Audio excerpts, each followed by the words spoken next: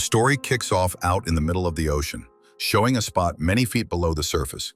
Down there, Finn is on the hunt for the Ovary ship, which vanished out of the blue back in 1775. These days, a lot of people know it as the Queen's Dowry, and it's worth a whopping $500 million. Finn's been looking for it forever, but he hasn't found jack squat. Still, he hasn't given up. He's totally committed to getting it, one way or another. He's got a buddy, and together, they're using a machine to find the Ovary ship.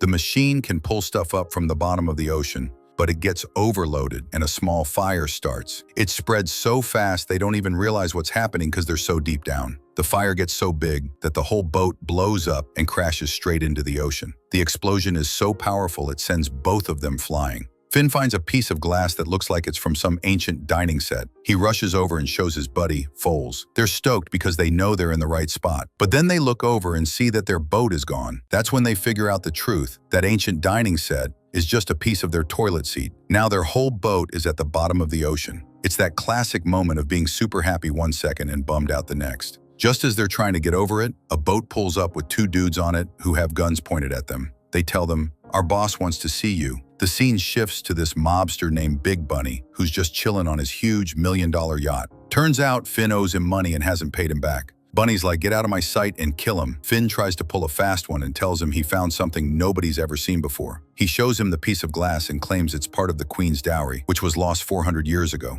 And now he knows where the treasure is. But Bunny sees right through it. He knows it's a piece of a toilet seat. He's not falling for it this time. He tells his guys to toss him in the ocean. But they make it even harder for Finn by tying a chain to his feet with a big weight on the other end, dragging him down. But Finn's not giving up that easy. He attacks the guys and gets his hands on his own gun. He starts shooting at them, and then he makes a run for it. He makes it to the surface, but he's struggling to breathe. If he stays like that for too long, he'll die. He spots a gun on the ground, shoots the chain, and breaks free. Meanwhile, Finn's wife, Dis, is sitting in front of a lawyer because she's getting divorced today. She's been there for an hour, but Finn's a no-show. How could he be? He's in the middle of the ocean. The poor lawyer is over it. He gives Finn only 15 minutes. If he doesn't show up, all his property will go to her and the divorce will be final. Just then, Finn finds a rescue boat and drives it to the shore where he leaves it. The 15 minutes are up and the divorce is final. All his property now belongs to Dis. The very next second, Finn shows up, soaked to the bone, but it's too late. Finn begs her not to do it, but nobody's listening. Dis has a plan to sell Finn's only boat to pay for her schooling. But as they're leaving the courthouse, Finn tells her the boat sank a long time ago. He tells her there's no point in getting it, but he did find something that could change their lives forever. Dis isn't buying it because he's cried wolf before.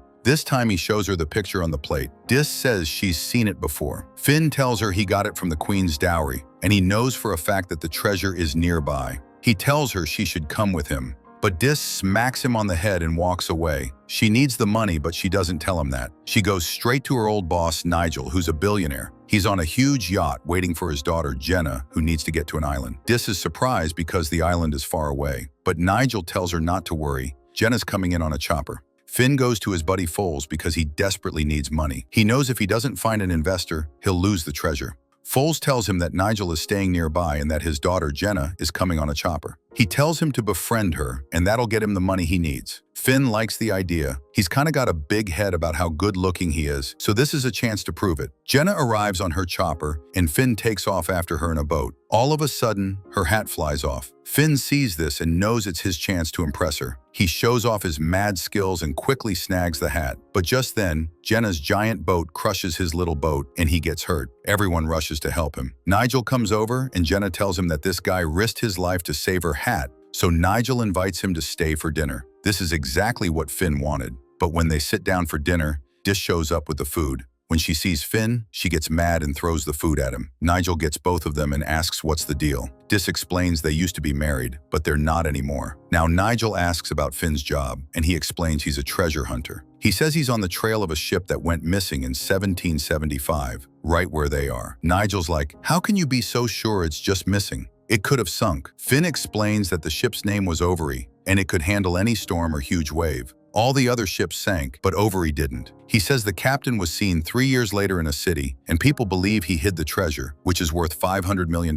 He says he did some digging in one area and found some clues, like a plate that's part of the dowry. After hearing all of this, Nigel's daughter Jenna gets super pumped. She says yes to putting up the money. Nigel has no choice but to say yes too. Finn is super happy and calls Foles, since it was his idea. They start heading toward the island, but when Nigel sees it, he tells him Bunny bought it, so they can't go there. Dis calls Finn a greedy jerk because he sold the whole island just for his own greed. But Finn says he had no choice because his neck was on the line. He says the treasure's in the ocean, and the ocean belongs to no one. They gotta work fast before Bunny starts his search. Finn sees a boat in the distance with his rival Mitch on it. Finn yells at him, "That treasure isn't yours." Mitch shouts the same thing back at him. Finn knows Mitch knew about the treasure before him. The deal is, whoever finds it first gets it. Without wasting any time, Finn jumps in the water. He sees that Mitch's guys have planted explosives underwater. If they blow them up, the bottom will shift and they might be able to see the ship. Finn immediately starts pulling the wires out. So Mitch tells his guys to just push the button, even if it kills Finn. One of his men does it for fun, and a huge explosion goes off underwater.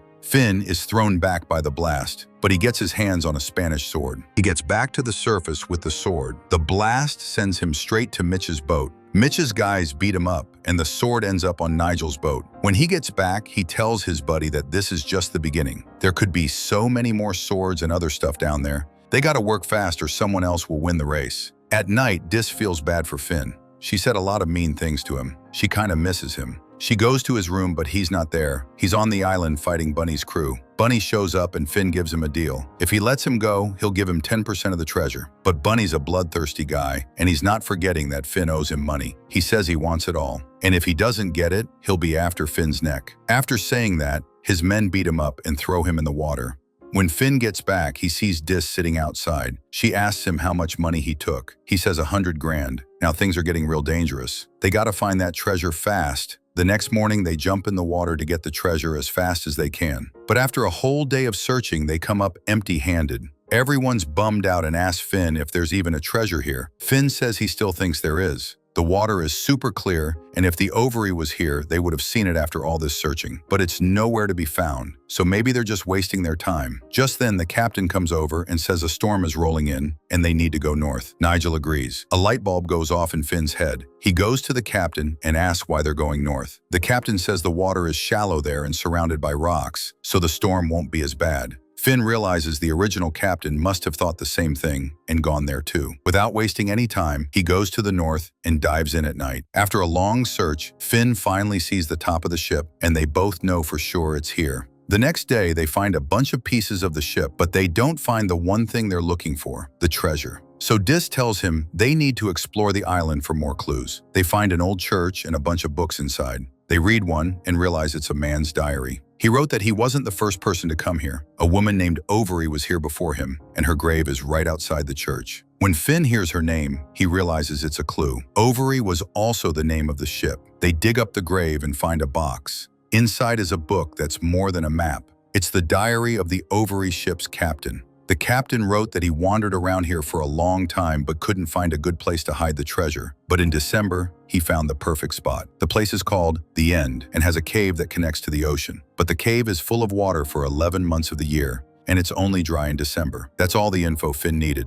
But before he can do anything else, Bunny and his guys show up and demand the book. But Finn isn't giving it up, and they both start running. Bunny's men start shooting at them. Dis falls behind, and Finn falls into a ditch. Everyone thinks he's dead, but now Dis is a prisoner, and they have the book.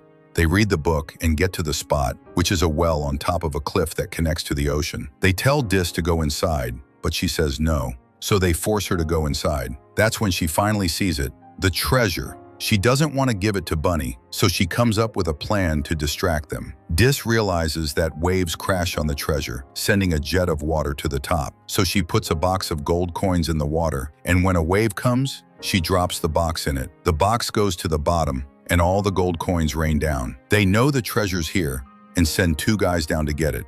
Meanwhile, Finn is alive and asks for Mitch's help. He tells him that Bunny's guys have captured Dis. He goes back to the island and jumps into the same well. He's so happy to see her alive. Mitch's guys are now on their way to help him. Just then, one of Bunny's guys comes up with a box of the treasure. Bunny asks the other guy where his partner is, and he says he's still down there. But then they see red water coming up from the geyser. That means the guys killed him. So Bunny gives his man a bow and tells him to kill them.